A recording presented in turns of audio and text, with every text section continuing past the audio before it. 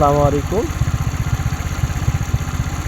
সকালে আজকেও দুর্ঘটনা। এর আগেও এই জায়গাটি আমি বাগজোনা থেকে একটু আগে দরগাপাড়া থেকে একটু সামনে এই জায়গাটা দেখাইছিলাম।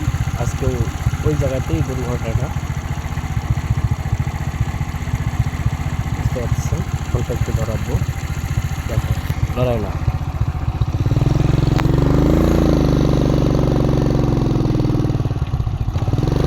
দেখাও সামনের দিকে, এটাও একটা দুর্ঘটনা সকালবেলা এটা।